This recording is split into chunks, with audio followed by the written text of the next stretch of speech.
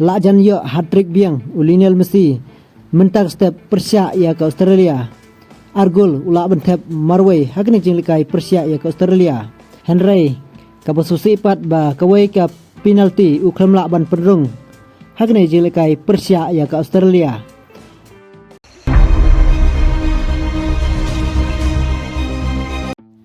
Hakni ke jinglikai mentak gemit ke Porsche Pebiji Steng ke Argentina Persia ya ke Australia. Hakni jinglikai kesin ke baal jong ke Argentina. Lajan yo hat-trick biang Lionel Messi sama takmit hajil kai Persia ya ke Australia. Lionel Messi ulai yo bentep argol hakni jil kai Persia ya ke Australia mentakmit. Bat kebasusi namta Lionel Messi ulai yo penalti Henry uklam lak bentep gol hakni ka penalti. Pej haduk kene buram ki player jong ke Argentina ya Lionel Messi hakni jil kai ke bamta kemit Persia ya ke Australia.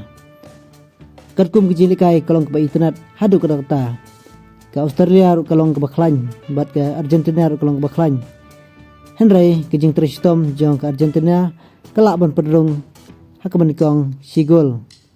Bat hak kelas minit hak minit ke ba kendai pulai ke Argentina lemba ke jing tristom jong Lionel Messi ulai ban tap si gol hak ni jilikai Persia ke Australia. Lionel Messi player papanam jong ke Argentina kedai kesin ke balai mentah ba uklam lak ban perung ya ke penalti hak jilkai Persia ke Australia. Hak penikong hak usnam arjar khatpra Persia ya ke Iceland uklam lak ban perung bat haus nem arjar far Persia ya ke Poland uklam lak ban perung bat mentau usnam hak jilkai Persia ya ke Australia haus nem arjar punriu uklam laban perung ya ke penalti.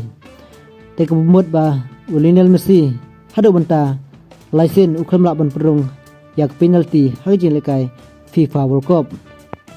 Kajing job jong ke Argentina mendagemit Persia ya ke Australia.